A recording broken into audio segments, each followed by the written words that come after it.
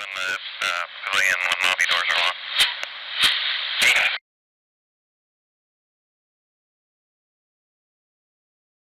Okay, friends, this is Cole Morris, your instructor, and I just want to take this opportunity to say that in the past several weeks I've gotten numerous inquiries from students of our course, How to Succeed in Your Security Career, numerous inquiries about what the impact of COVID-19 and the global pandemic will have on the security industry, specifically what impact it's going to have on the contract services industry on a global basis. So after thinking about it a little bit, it's been a while since I've updated the course, How to Succeed in Your Security Career, and it's also an opportunity to answer those folks that have this curiosity and have asked the questions. So I did a little bit of brain spinning here, a little bit of thinking, a little bit of research, and this is what I came up with. So thank you for your time, and let's get after it.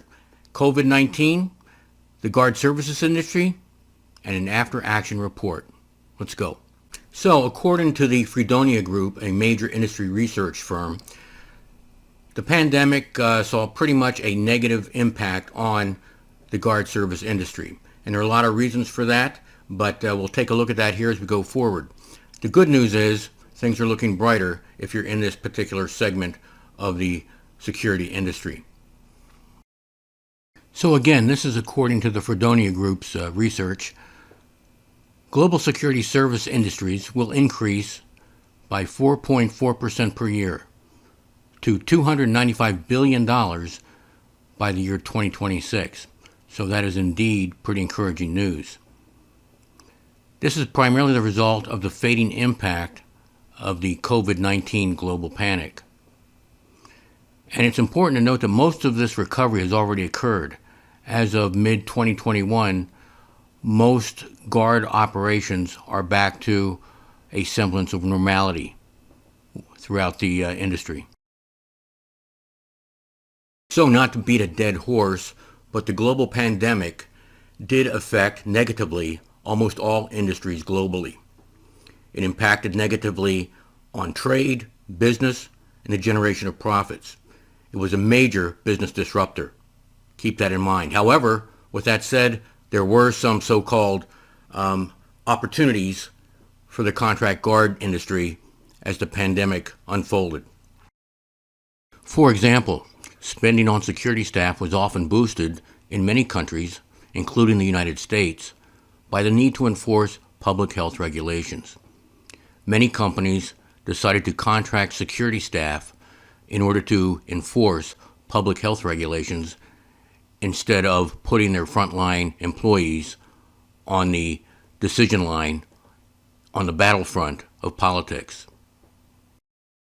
So as the pandemic unfolded, occupancy rates for commercial real estate declined dramatically. After all, these were the days of lockdowns and telecommuting. But on the other hand, unoccupied or underoccupied locations still needed security coverage. After all, such buildings often serve as a magnet for undesirable activity. So before I wrap up, I just want to leave you with 3 additional thoughts, elements that might have something to do with the pandemic and some things we might be able to learn from.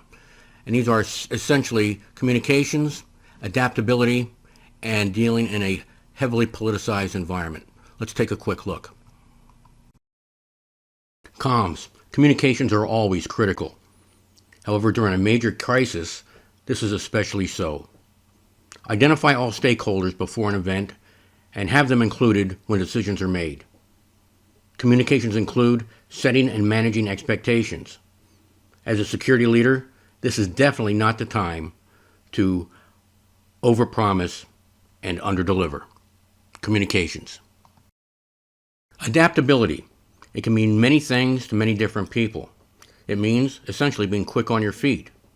All of a sudden, during the pandemic, the meaning of access control assumed a whole new meaning. Security officers now not only checked for IDs of employees, they also were checking immunization records and enforcing mask guidelines, in addition to which policing social distancing requirements. Practically overnight, the role of the security officer went from observe and report to actual enforcement of public health requirements and the policies of his or her employer. However, my point here is that you understand that private security officers, their managers, their leaders must be prepared to operate in a hyper-political environment. It's very important. History repeats itself. Be prepared. Because whether dealing with civil unrest, riots, all sorts of disturbances in the workplace, protests, the list can go on and on. The important thing is to remember that your staff, your guard force, needs to be able to articulate what they're doing, why they're doing it, and why it's going to benefit the overall best interests of the environment. Okay, if you just have a bunch of people out there who have no idea what they're doing out there, which unfortunately is quite common in this industry, you're going to have problems. So, politicalization, be prepared for it, train your staff to address it, and this includes up to and including crisis intervention, tactical communications, and understanding the lay of the land, the human landscape. I'm Cole Morris, and as always, thank you for your time, and I'll see you around campus.